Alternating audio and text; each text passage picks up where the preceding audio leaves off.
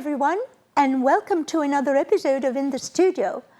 I'm Lynn Weaver, and today I will be hosting two distinguished guests who will be speaking about a forum taking place in Davis, where several panelists will share with the public some of the issues, perhaps challenges, and sometimes frustrations of community policing. In the Studio is brought to you by Davis Media Access. It broadcasts on Davis Community Television, that's Comcast Channel 15, and AT&T Uverse Menu 99. We're also online at dctv.davismedia.org and on YouTube. Well, my guests are Patty Wong, County Librarian of the Yolo County Library, and Chief Calvin Handy, UC Davis and UC Berkeley, Chief of Police Emeritus. Welcome, both of you. Thank you. Thank you for sparing some time to be on our show. I'm really happy about that. Thank you. Chief Handy was responsible for public safety programs and operations at UC Berkeley and later on at UC Davis during his 30-year career. And Patty Wong has been a catalyst for innovation and community involvement in our region. Thank you. On March 12, the library will host a forum where a group of panelists will explore the relationships between the community and the police. In particular, they will be explaining what the roles of the police are and or should be, as well as the roles of the people are and what they should be. And sometimes there is there have been observed main tensions and maybe some mistrust and among the two sides. And so their goal is to be finding good solutions to those issues. Now, let me just mention that the panel will include distinguished members of our community, you both, as well as Justice Cruz Reynoso, UC Davis Professor of Law Emeritus and former Associate Justice of the California Supreme Court and Vice Chairman of the U.S. Commission for Civil Rights and a recipient of the Presidential Medal of Freedom. Mm-hmm.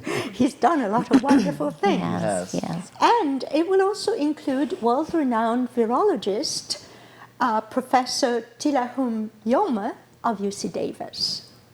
So, I'm going to start with Patty. Okay. Patty, was there any particular event that inspired you to launch this initiative?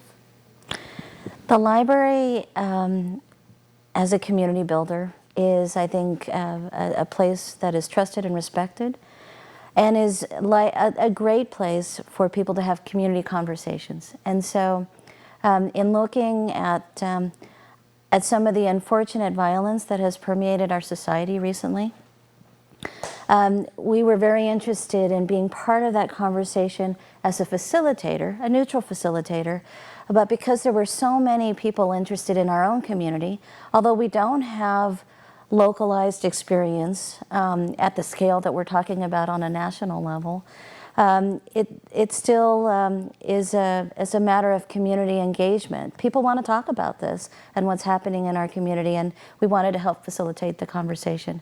The key thing that brought this home to us in the library is that during the series of events in Ferguson, yes, indeed, it was very troubling to the entire nation, and indeed, I think the whole world is watching.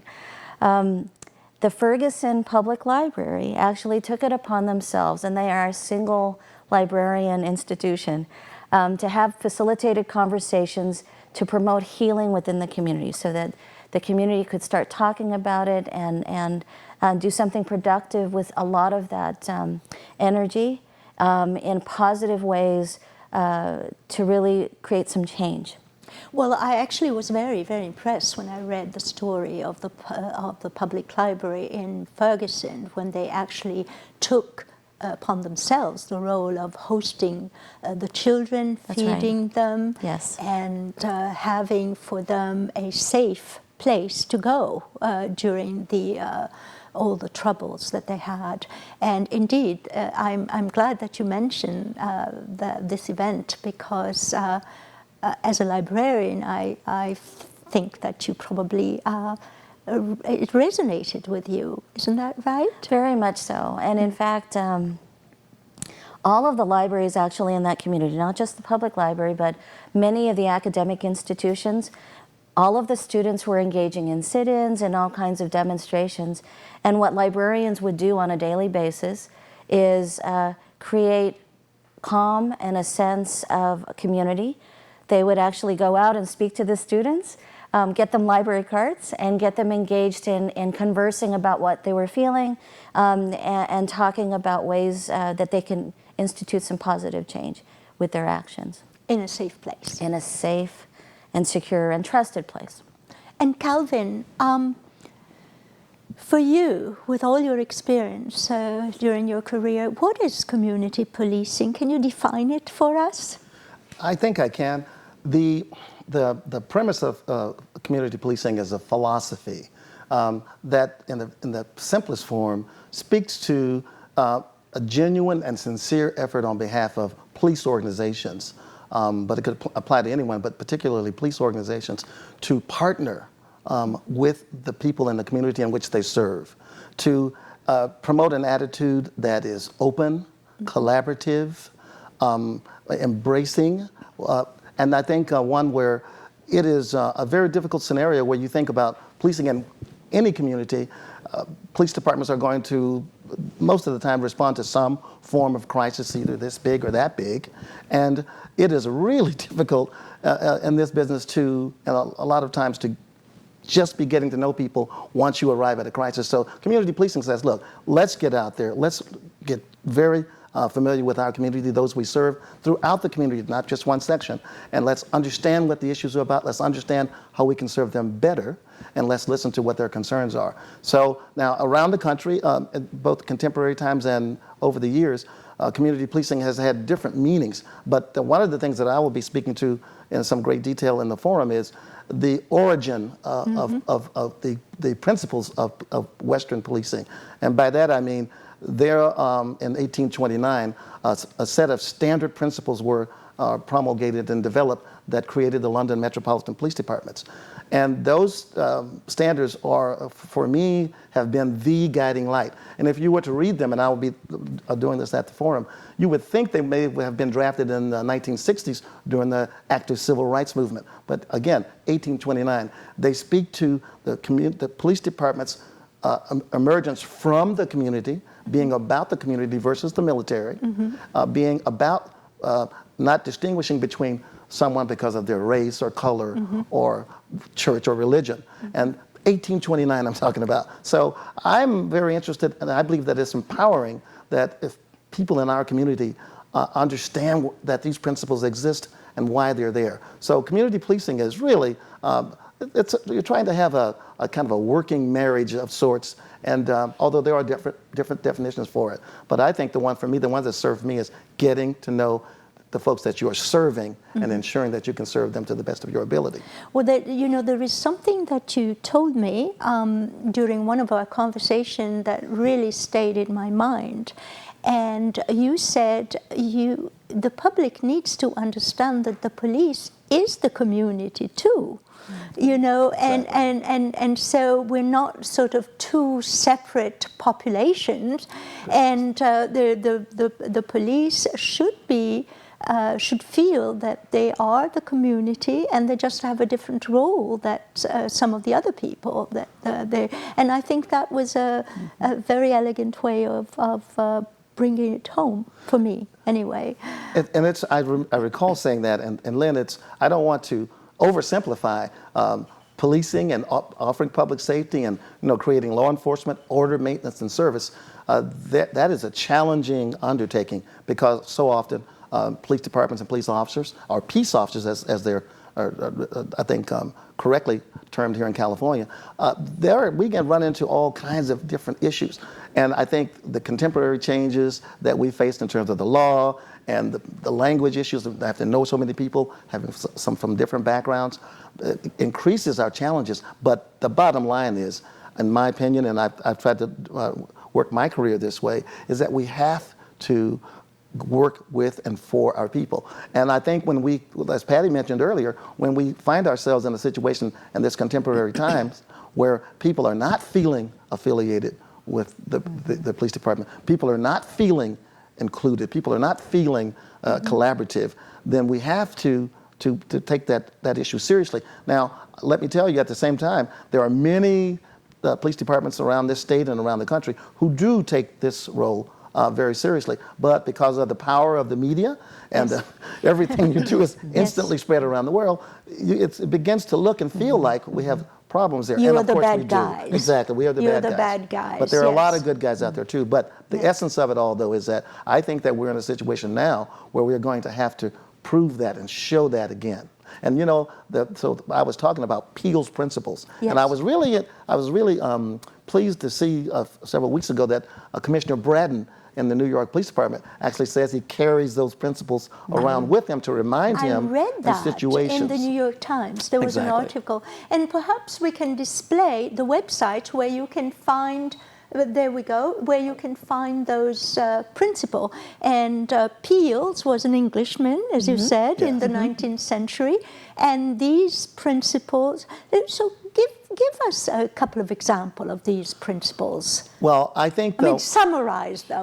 There are about 7 of them. There are 9 of them. 9 of them. And they were promulgated by Sir Robert Peel when he was asked by the Crown to professionalize the London Metropolitan Police Department. Before these principles existed, the Metropolitan Police Department was a very loose-knit organization made up of volunteers, and they did sort of night watch. Criminals, perhaps? I won't say that, but part of the community. Could have happened. But I think that they wanted, because of the nature of the criminal elements they were dealing with, they had to have something more. And so Sir Robert Peel, and I know this is a little debatable too, but Sir Robert Peel promulgated these ideas with the help and research of others to help him. And so one of my favorite examples is principle number 5, where the premise is the police are the people and the people are the police. Yes. And you know, you look around and you think about, at least I think about, well, there are many contemporary problems related to all kinds of things. Yes. But during my tenure, particularly as a police chief, I carried that message throughout my department, throughout my community, and every way I could, I tried to live and be that. Not in perfection, but I tried to be that. The other one that I think that draws my attention all the time is the issue of the first principle, which says that we wish to be policed and kept safe by police officers who emerge from the community versus the military. Yes. And I think that is a principle that clearly, I think that today some people would say we must reconsider that, because there's this feeling that there's been a movement toward the pendulum has been swinging more toward militarization. Whether it is or not, it is a good idea to embrace that principle. And all the weapons that they have now, the police are equipped with military weapons sometimes. And sometimes they need to, but it's not a very good sight. Indeed. Yes. But there's also, since we're talking about the principle, there's also a code of ethics for the California, and maybe we can show that website, the Code of Ethics, where everybody can go, and there we go, can go and familiarize themselves with this Code of Ethics. And of course, the media never talks about that. Indeed. And so those are 2 very important links for the viewers if they want to get more information and understand that these principles are still valid, and they still serve as training materials for the police. Can I say a word about the Code of Ethics? In California, by law, police officers are expected to understand and embrace the philosophy of the Code of Ethics. And in fact, it is quite a beautiful document, and I hope people will read it, because I think by doing so, understanding the code of ethics that police officers that form their basic philosophy, and also the principles from Peel, I think they empower people to understand that there is a basis from which they operate if they should feel, for example, that their constitutional rights are being violated, or if they should feel that there's disparate treatment, if they should feel that they're not being listened to, and if they feel that they're not being cared for. This standard, the Code of Ethics, say that we will carry ourselves in a special way. We will relate to and protect and serve our community to the best of our ability. We will not judge or treat people differently based upon their race, sex, color, religion, thus and so, and that we will do our utmost at all times to protect and serve our communities. And I'm paraphrasing here. Yes. And so I believe that, as you said, you don't ever see that in the media. You know, you see CSI, somebody gets shot, there's an investigation, and then we go to the next episode. Well, that's entertaining. But in the real life, it's important for our communities to be reminded, and for the officers themselves to be reminded of their sacred oath. This is an oath that they take, that they will serve. And so I believe that at the forum and in everyday life, this is an important document, and I believe that police departments do promulgate it, but you don't see it very much in public. Well, let's move on to maybe another couple of topics, because there's so much to talk about. Patty, what does safety mean to you? In general, just to you. To me, it means being... And it doesn't have to be police related, just tell me what the concept. Okay. I think it means to me to be on a personal level, to be able to choose freely without any hampering thoughts, to go and engage in as many activities as I'd like to. It also means taking care in many ways of all of the people around us, and being in some ways shepherds. Yes. For community building, to ensure that one of the things that I always teach my children anyway is that anyone who needs help should receive that assistance whenever possible. So they think it's kind of odd sometimes if we're bringing home some food from dinner, let's say, that we actually share that with whomever is interested in the community who needs something at that time. Safety means taking care of one another, preserving the peace within our immediate community, and actually having a higher calling, I think, on some levels, Are to you help afraid others. of police? No. Many of my relatives are involved in law enforcement at many levels. Oh, so you understand? I do. Their role better. They have a very and that role. Although I think it's very much rooted in what Calvin was talking about, it's very challenging. Yes. To be an officer and anyone involved in law enforcement today. And Calvin, what does safety mean to you? Well, I'm not afraid of police officers. Maybe they're afraid of you. I don't remember those days. But I think that we have these two wonderful documents on which this country was formed, the Constitution and the Declaration of Independence. And I think that they are, there's no perfection in any of it, but it means that people ought to be able to, it's theoretically anyway, and ideally, pursue their lives, pursue their families, their happiness, their promoting the general welfare, and we should do that in a relative sense without the fear of violence, without the fear of intimidation, without the fear of being deceived and some scam run on you or something.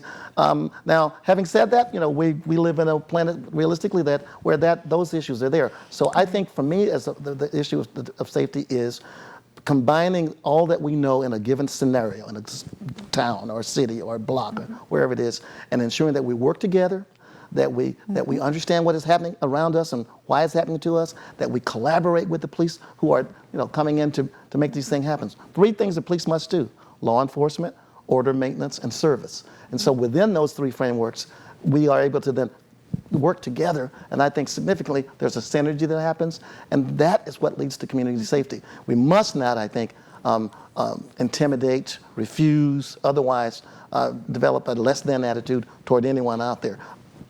Serious criminals, or that's probably a different issue, but I think this idea of saying, I'm a part of it, I'm included, and I know that this system is here to protect me. Let's go a little bit further. I'll stay with you, Calvin, and maybe this is a little bit controversial, but I'm sure you're not afraid of controversy.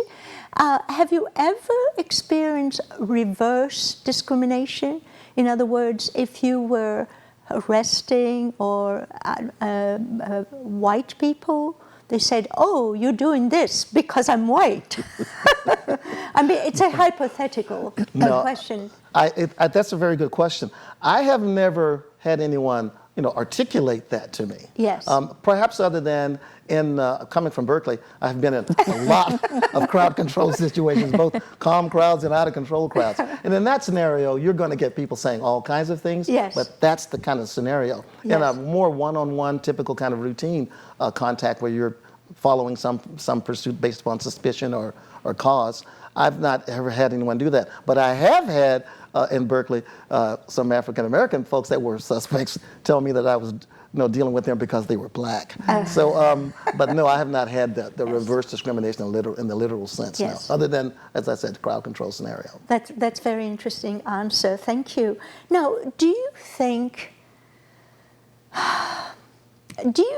the police in the United States is beginning to be, well, I want to put it this way.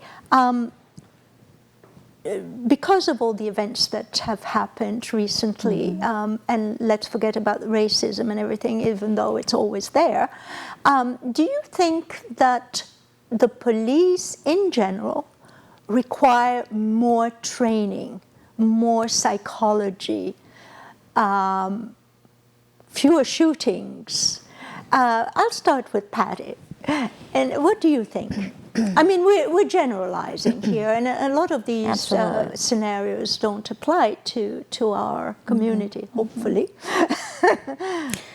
I want to tell you a story. When I was working for the city of Stockton in the library, we actually took it upon ourselves to work very actively with our police department to bring in youth development training, specifically to our officers, but in fact to all of the city employees, because it was it enabled them to have a stronger perspective about what it was to be a young person growing up in today's society. And actually the class was taught by young people. So it was much more impactful, I think, for those youth to speak very openly and also to have a stronger positive relationship with the officers who they were training. So in many ways, we just helped facilitate the conversation and the community building. But that was a very interesting experience that you had. Absolutely. And what about you, Calvin? I think that law enforcement has always been very training intensive.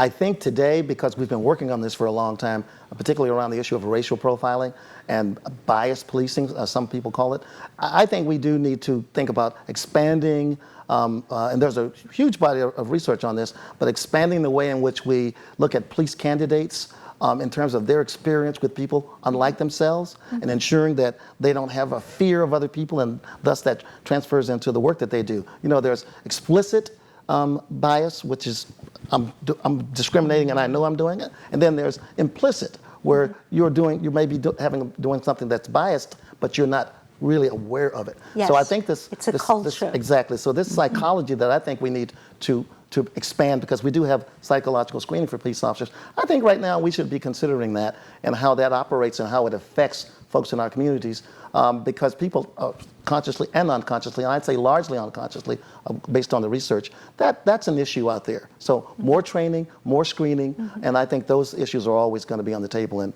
I think right now I'd say yes, very much so. And of course, the police job is made much more difficult because of all these weapons that people Indeed. can own. So there is a lot of fear among the police as well for their safety. But we're almost out of time, and I really wanted to ask this question, and if you could be concise, that would be lovely. Do you think, a lot of people write and say that United States is a prison state? Now, Patty, what do you think? Do you think we're a prison state? Well, I know in California, you know, we spend millions and millions of dollars just taking care of the prisoners, and sometimes the population is so, it's overflowing, so we have to release some of the people. So what do you think? I think one of the things that is changing in the community's approach to thinking about how to keep ourselves safe and working specifically with the individuals who have committed crimes is actually, it's a combination of training, education, opportunities, and engagement to really think positively rather than cages of people. Is yes. What kinds of positive things can we do to actually bring about some change in society on the front end? Preventive, but also with the individuals who are coming and returning to our communities. How can we encourage and support them so that they don't have the same? That's very valid. That's right. Because when they're out of prison, they're alone. Right. Well, and they need several resources. I mean, there are lots of good reasons why. Not good reasons, but there are lots of factors that have impacted them, why we have this many people. And Calvin, very quickly. Succinctly, we've been for quite a while now a law and order nation. Yes. And thus one of the results is we have a lot of people behind bars. Yes. Much of that, I think, there are alternatives too. So I won't say police a prison state, but we have far too many people incarcerated, and I think we've got to go back and examine that now. And particularly where funds are scarce, can be used more wisely in other places, including rehabilitation. Thank you both. We're really out of time. It went so quickly. Thank you very much, Patty Wong and Calvin Handy. Thank you so much, and thank you all for watching. You've been watching In the Studio, and I'm Lynn Weaver. And if you want to see this show again, you can go on our website. It streams at dctv.davismedia.org. And also, we have an account. Davis Media Access has an account on YouTube. And there, not only you can view the show, but you can embed it on your website, if you like. From all of us here at Davis Media Access, thank you for watching, and see you next time.